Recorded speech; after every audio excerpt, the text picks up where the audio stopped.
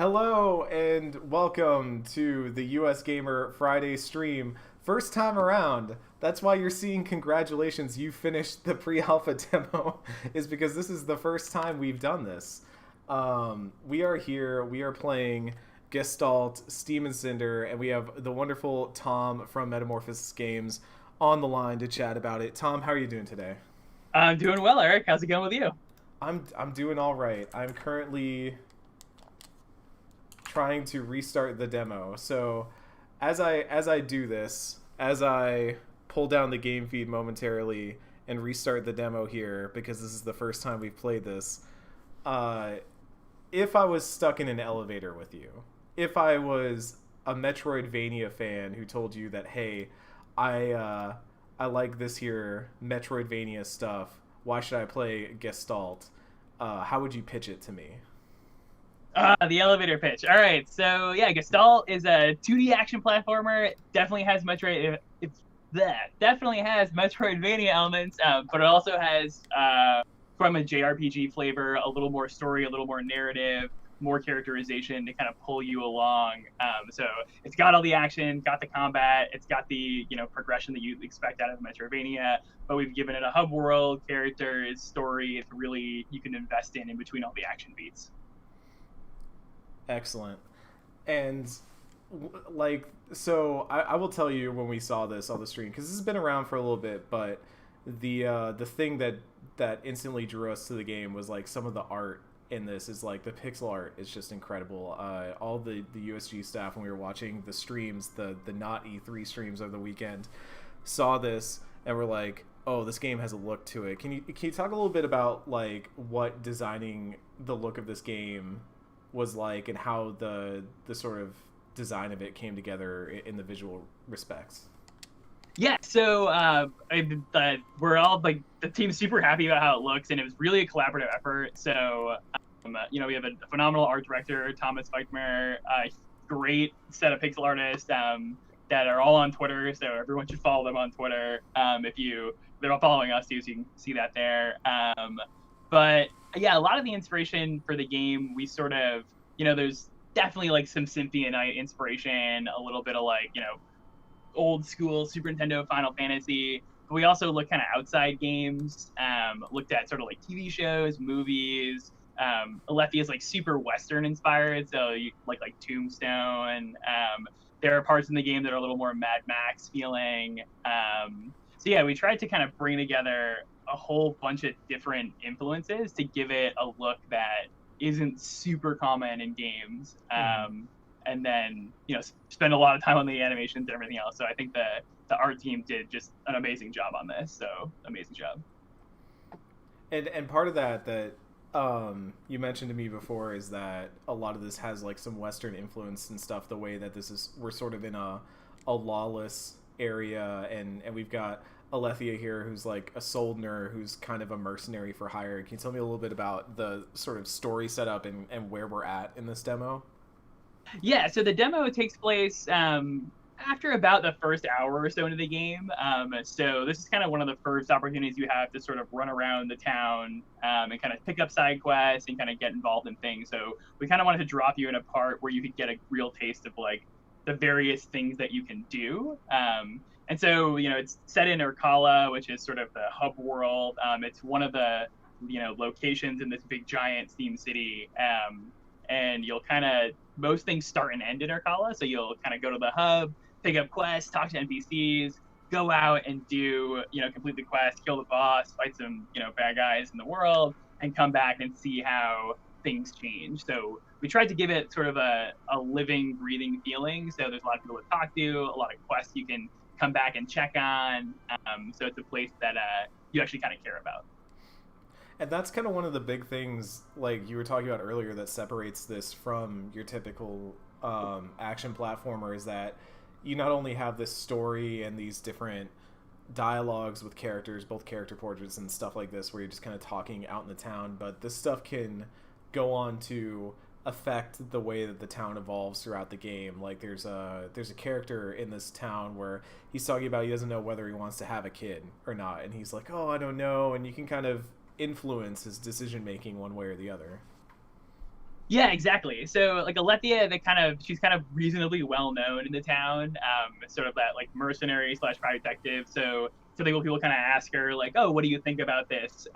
So there's a lot of opportunities to sort of have these kind of small interactions with NPCs and kind of push them one way or the other, and then come back later in the game and see what the consequences might be from that. There's basic ones like that where it's kind of life questions, other more fun ones where there's a guy that takes bets on like various gambling opportunities. And so Yeah, I like in that between the guy. bets, you can go back to him, put some money down, see if you won, see if you did, and he'll have new bets for you as you go. So it's a fun way to sort of add a little bit of flavor text to the world and then let you kind of influence things.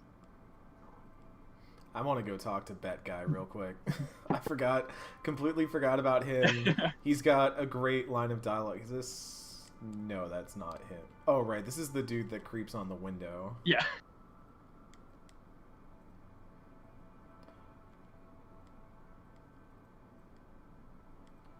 Where's Bet Guy? There's Bet Guy. Yes.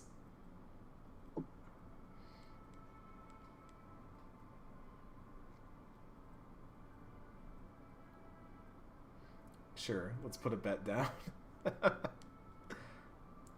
Yeah, I love this. That he's just like Aston Rafe, Colonel Virage, and some dude named Scrags.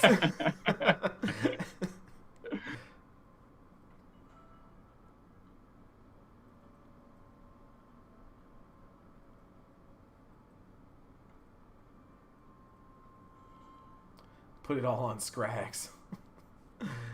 No regrets here. So this is kind of like they mentioned earlier that this is kind of like a seedy underworld, whereas like characters like this dude Eustace kind of come from a more well-to-do part of town. Can you tell me a little bit about like the sort of disparity there between the different parts of this world that you're in? So we tried to give it, there's a classic kind of like that rich and poor, but we've sort of make it look at sort of Urkala as almost like a frontier style town. So it's definitely poor. It's more working class, but it's maybe a little more lively, a little more interesting. So you'll see kind of the wealthier people from a place called Metamorphosis kind of come down to Urkala because it's got better bars, it's got more fun, it's got a black market. So there's a little bit of an interchange. So there's definitely sort of that classic class divide, but it's not so neat and tidy. So there are people like Alethea who might have the chance to go up to live in Metamorphosis, but she prefers Urkala. And there's other people like the characters Renard and Cassandra, they're also Soldner, that have long since left and gone to Metamorphosis and think she's crazy for not. You should live in a fancy house in a fancy place.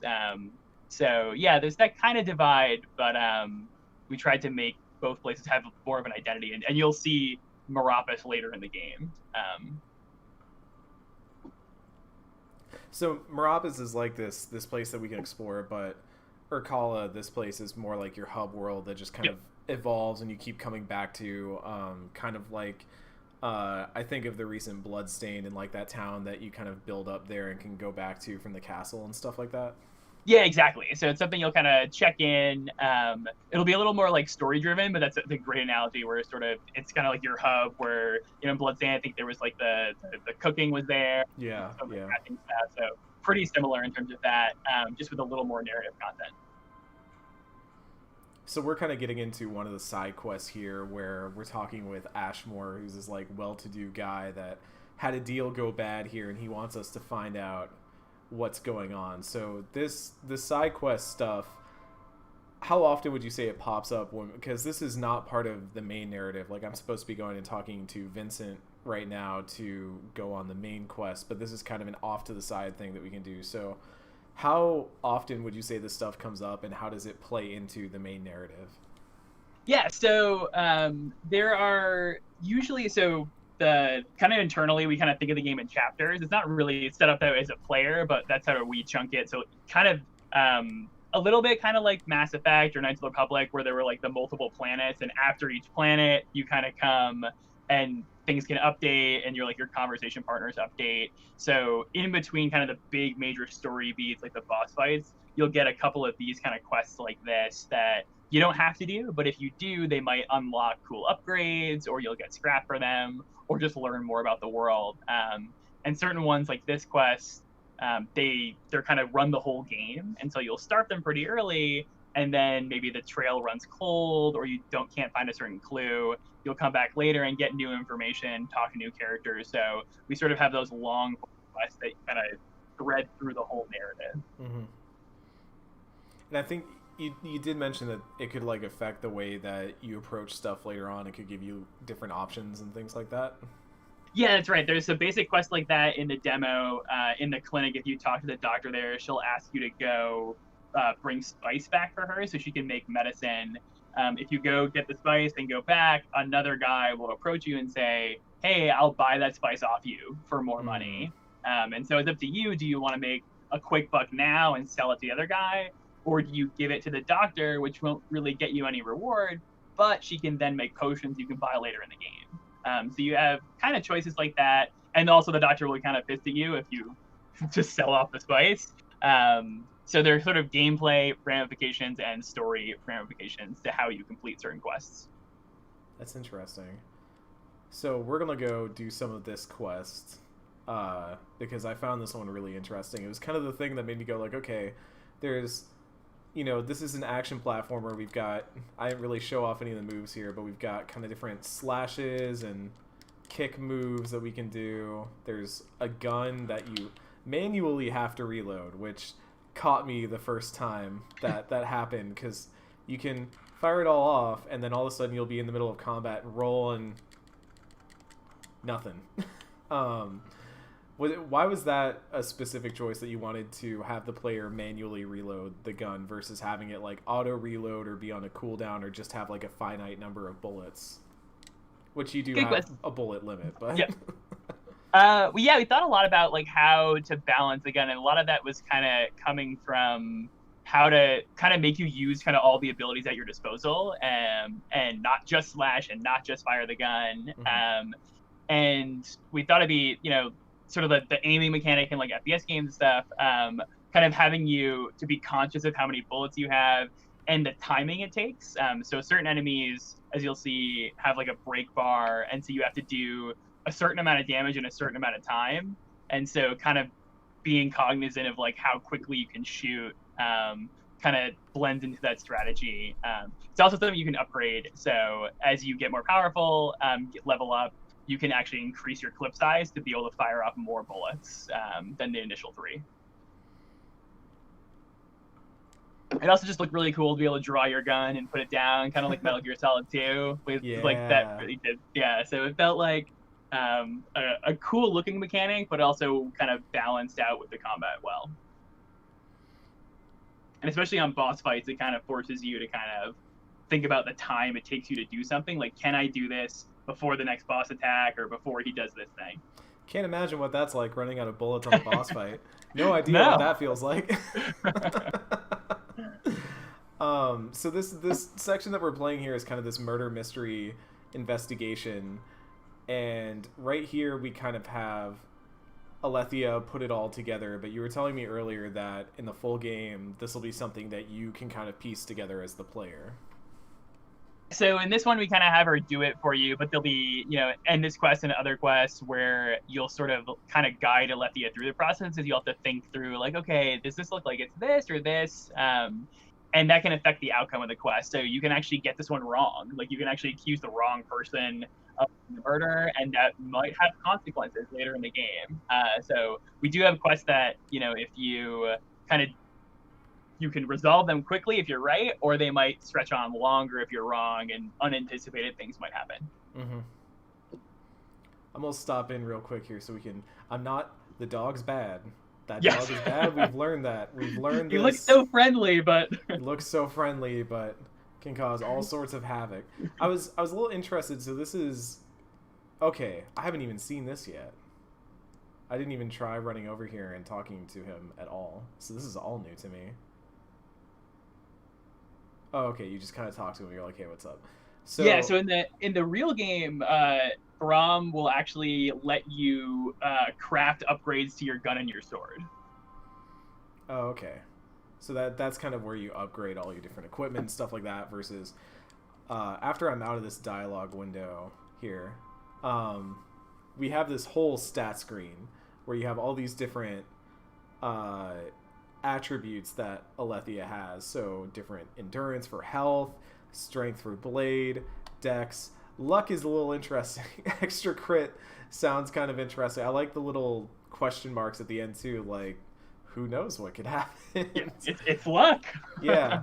What was the kind of idea behind having this sort of RPG progression system within an action platformer, and how do you kind of meter that out to make sure that, you know, it's giving progression, but it's not like overbearing or also like punishing a player for doing something dumb, like putting all their points into luck, like I definitely will. Yeah, so I think a lot of it was we looked at it kind of early when we were making the game, sort of like what we wanted it to be. I think I mentioned before, kind of what if like Square made a 2D platformer? Like what if they made Castlevania? And that was sort of the question we were asking ourselves. So we wanted to add in those RPG mechanics, like you can level up, you can spend some points, but also like Symphony, which has like basic level ups, you can beat the whole game on like a level 1 run. So the game, if you never were to upgrade, it'd be really hard, but not impossible. So we view it more as being able to customize your build and shift Alethea in a way that what kind of worked for you. So if you really like the gun, spec up the gun. If you like the sword, spec it up. If you're just getting hammered, increase your def. So they're kind of ways to kind of just influence your experience, but we designed it hopefully that a really good player could get through a level 1 run. And how much interest have you seen from like, the challenge and the speedrunners and stuff like that? Yes, we definitely had a lot of questions like, oh, are there going to be like super hard bosses, and is it speedrunner friendly? And in terms of like the difficulty, we're kind of shooting for the main quest to be pretty Castlevania level, so not like Souls hard, but having some side quests that may ask you to do things that are extra hard. So kind of giving some of that challenge, the real hardcore challenge, and some of the side stuff. But careful not to gate players that are more interested in like, oh, I like the world, I like the story. So trying to make it accessible, but still, challenging. And then for speedrunners, we're definitely, love the speedrunning community. So there are little quality of life things we've thrown in. Like if you hold Y, you'll speed through all the dialogue, and then it'll stop you at each choice. You can select it. So kind of those little things that cater to the speedrunning community. And down here we've got characters like Renard, who are these sort of side characters, and you can kind of have different conversations with them, and that can go different ways, where you can be like, oh, I don't like you, like, what are you doing? Stop hanging around me. Or you can be like, oh, hey, you're cool, I want to hang out with you, tell me about your awesome faction, or like working with you, or like Renard here is trying to get Alethea involved in the Vanguard. So how does that stuff pan out over the course of the narrative? So a couple characters like Renard, Cassandra is still in the bar, Yokasa the doctor have basic like affinity systems, so they'll remember what choices you make. So if you kind of brush them off and treat them poorly, they'll start to dislike you more. If you are really friendly to them, or kind of say things that they agree with, that will kind of make them like you more. And that can have consequences later on in terms of how these characters will interact with you, or what quests they may or may not give you. So the doctor was a good example, where if you sell the spice to the other guy, then she won't make potions for you for quite some time, and she'll kind of be a little more pissy with you when you talk to her later. Whereas if you do give her the spice, she's a lot more friendly, and then opens up a little potion shop. So definitely some gameplay and narrative consequences for the choices that you make. I still love that this guy's got a portrait of himself in the bar. It's real good. And what are the trophies up there for as well? Do you have like a lore reason for why he has many trophies under his portrait of himself? Yeah, we have lots and lots of pages of lore stuff. So, and some of it you can kind of find by talking to characters. But there, it's sort of this is like the main hangout for all the Soulmares, and like gambling stuff. So it's sort of like the the hangout spot, and so a lot of those trophies and things are like from Solnar type stuff, and sort of like prizes from there's the Quad Striker League you saw there. So there's all sorts of backstory of Vincent doing tons of stuff before he was a bartender. So we sort of imply he used to be a Solnar, he used to do this, and so the more you talk to him, the more you kind of glean about his mysterious past. All right, let's get done talking. Let's get to shooting and slashing here. I skipped right through that tutorial. We don't need tutorials where we're going. We've got this handled.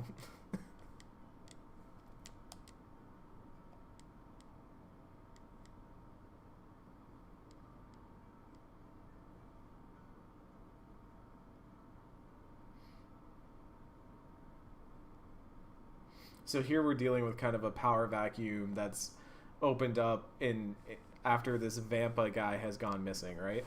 Yep.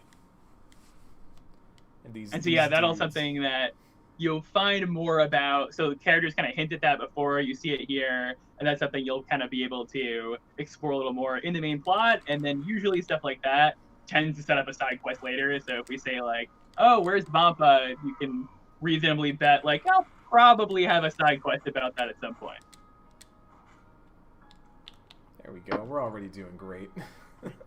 So we have kind of this system where there are sword attacks, which seem to do mostly like actual health damage, but then gun attacks and these kind of kick attacks I can do, which do more of this green damage, which if I do that enough breaks them and stuns them. So what's kind of the balance there between the two, and how do you keep those things in check? You mentioned earlier like wanting to make sure that players were using the whole arsenal and not just sword slash attacks or gun shot attacks.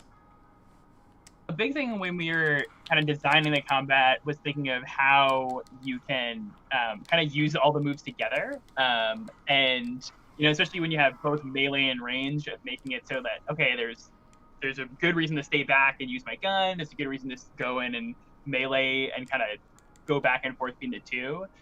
So we kind of came up with the break system, which is kind of similar like Sekiro's posture system, where you can sort of stun or interrupt enemies by doing your bullet damage or some of your kicks and your drop kick stuff, and that can make enemies that would be like really hard otherwise a little easier, and cause you to kind of go back and forth between the two. And that's where we gave you like some moves, like the kick does break damage instead, so if you want to go up in their face, you still have a way to do break damage. If you want to hang back, we also have other bullet types later in the game that may let you kind of do more physical damage or inflict status effects. So you can kind of customize and spec yourself the way that you kind of want to play.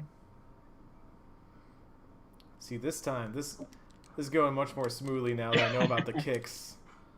Because before I was just kind of using the gun to just kind of chip away at guys and get them staggered and then walk them and hit them. But the kicks end up adding a good way of handling that, because if you look like under my bullets and stuff, and I leveled up, so I can level up real quick, but there are a finite number of bullets, and I'm guessing that the 99 bullets that I get in this demo are probably a little bit more than I would get in, say, the regular game.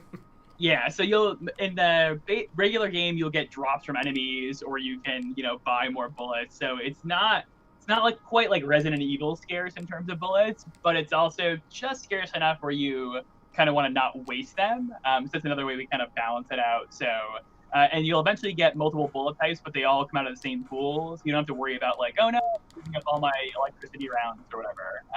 So it's something where you'll need to pay attention to it, but we don't want to make it seem like, oh, I have to really conserve and not use any bullets. Oof. Oh boy. Oh, okay. Thanks for taking care of that other enemy dude. Yeah, certain enemies can deliberately damage other ones, and so there are scenarios where you can kind of bait enemies into attacking each other. Well, I respect it. I'm thankful for it. I reward him by kicking him to death.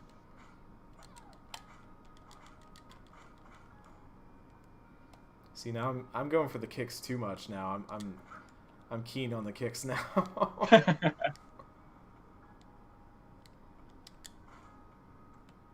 we're picking up those health potions this time. Yes. We're being safe. Uh-oh. Because I keep doing dumb things like that.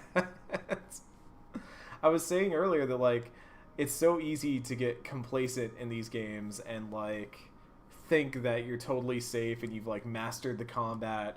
And it's so easy, at least in this, even in this demo, to just all of a sudden be stuck in a situation where it's like, uh-oh, what do I do? And you die. And you're like, oh, I messed up. And that just snowballed into this terrible situation. Like, right here, and the encounter after this where you have, like, turrets and stuff, you're suddenly dealing with so many different enemy types.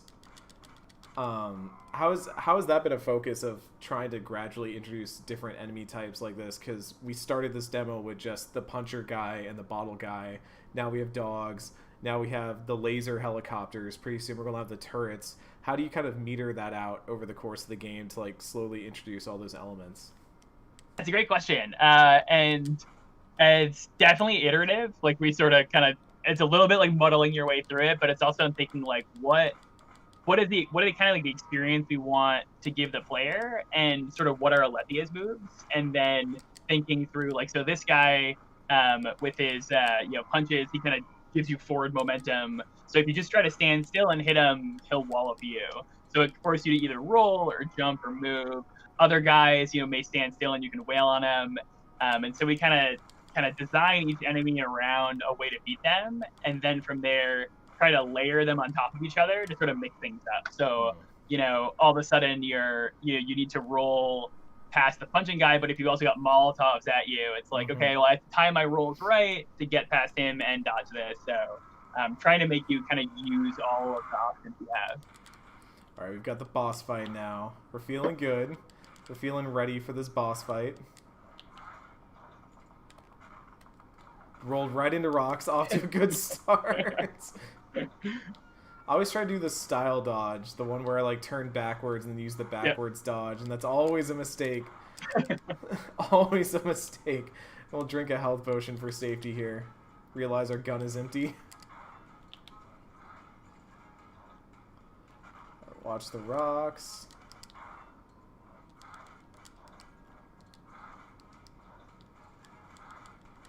I'm trying to actually play this one a little bit differently and get more up close with him than I was last time, where I was just kind of sitting back and shooting him with bullets this whole time. Just to show off a little bit more of that play style. Definitely not trying to skill on him. Because that's going poorly for me. But yeah, this boss does kind of show, like, why stunning is important too, and, like, paying attention to spacing and stuff, because it's so easy to mess up and lose so much health because you weren't doing any of that. Yeah, our goal with, and like I said, we didn't want to do Dark Souls hard, but we felt like Dark Souls, I mean, the boss fights there are great, and that I can't not die to this boss. Yeah. It's so close. It's always one, it's one time. I've got to, we got to give him one. He gets one win on stream. It's deliberate. Yeah, we just got to make him feel good about it. He gets one win on stream. Yeah. We've got to establish that. As I run back here to get those potions, tell me a little bit about how the game progresses through this. Is it kind of little dungeons like this throughout it? Are there kind of places that you're going back to? Like, would you return to this place and explore more of it? Does it have that kind of, like, Metroidvania exploration aspect to it? Yeah, so the main quest is usually takes you to new environments. So every time you pick up, like, a new story critical quest, it's almost always takes you to a new biome, a new area, something you haven't seen before. Occasionally you'll do a little bit of backtracking, but not much in the main game. That said, there definitely, and you kind of walked past earlier, a potion you couldn't get to, more exploration. So if you go back, a big reason to go back are picking up secrets and side quests. So we've kind of veered away from a lot of mandatory backtracking, but you can pick up side quests to kind of go back and explore the sewers, explore the black market further. So for players that really want that, like, classic Metroidvania backtracking, it's totally there. For players that really want to go through the story and see the new stuff and the new characters, they can really just focus on the main quest. So in that way, it's kind of like a JRPG, where you can kind of beeline it or spend a lot of time doing the side stuff. Beeline it like I just did back to this boss. As I reload my gun real quick because I just realized I'm empty and I was about to pull it out and fire some shots off. Alright, round 2. Let's go, Iron Hair Jar. Let's do this. So is this kind of the scale of bosses that you're looking at, or are there going to be kind of larger scale enemies that you'll deal with eventually, or? Yeah, it's kind of so for the boss fights, we really looked at like Mega Man 0, Mega Man X as a big influence, and those sort of had like a little bit of a puzzle element. So most of the bosses are roughly human size or a little bigger, but there are some bigger bosses as well. So we tried to make it a little more dual Mega Man oriented, but yeah, you'll get a couple larger bosses than this guy. And a few bosses that sort of aren't your typical, maybe they kind of float or move different ways. They kind of mix it up a little bit. He's not getting me twice. He is not getting me twice. It's the rocks. It's the rocks every time. I'm always looking at him. I'm not looking at the rocks. Oof. Oof. That one was real close. So the difference here with the dashes, because I've noticed that okay, so that one does put it on a dash cooldown, but what's the difference here between like the forward and the backward dash? Was there a reason, like, just to have one that you could hit in an instant so you don't have that moment of turning around to use the forward dash, or did you want to have those kind of two different styles of dashes on here? Oh yeah, boy, he almost just full combo. Woo! Yeah, so you have the roll and the backdash, and you can kind of use either one you like, but one big advantage is if you're aiming the gun and you hit roll, you'll go forward and still keep facing forward. If you hit backdash, you will backdash but still face forward. So it gives you a way to sort of reposition yourself against an enemy or a boss, but always keep your gun pointing in the same direction. And then later in the game, you'll unlock new abilities where you can do special attacks based on which style of dash you use. So you can do like a forward thrust from your roll or a cool somersault from your backflip. I like the cool somersaults, I'm not gonna lie. I've been going for them more than I should be. Like, right there was probably not the time to do that, but I thought it looked cool, so I wanted to do it. I mean, how much of this game is just like you want Alethea to look cool while she's doing stuff too? I mean, like, having a protagonist that looks cool is pretty critical. Yep. So some it's definitely like we want to make sure everything has a gameplay purpose, but sometimes it's like, that looks really cool. Like, so part of it's like, it looks cool the backflip, and so sometimes we think like, let's do the cool. And yes, congratulations. There we go. You got it. There we go. See, it's always the second time. We gotta let him have one W. Mm-hmm. Otherwise, if I beat him first time on stream, everyone's gonna be like, "Oh, this game looks easy." No, I'm good. I know I'm good. I just gotta make sure that the game showcases the proper difficulty. Exactly. So if I walk out here, it does end the stream, or not end the stream, but end the demo right here. This demo is currently available as part of the Steam Summer Game Festival, so if y'all watching at home want to try it out, you can go and do that as well. Gestalt, Steam, and Cinder. Tom, what are you looking at for a release window for this game? Later this year, and we will be on pretty much everything. So PS4, Xbox, Steam, PC, and of course the Switch. You always get asked that, right? That's always the second anyone like I've found recently, it's been like the second anyone sees an indie game, especially like an action platformer like this, they're like, so it's coming to Switch, right? Oh yeah. Yep. That's awesome. I'm looking forward to this. I'm looking forward to playing the full game. Tom, thank you so much for hanging out with me today, for talking about the game. It looks really awesome. I'm looking forward to playing it. I hope everyone else at home is looking forward to playing it too. Awesome. Thank you very much, Eric. Yeah, and everyone, if you have the chance, it's running through the weekend, so make sure you go out, play Gestalt. It looks rad. I think it's fun.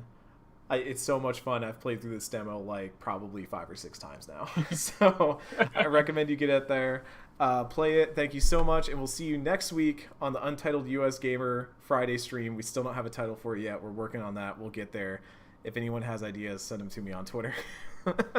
Otherwise, later, y'all.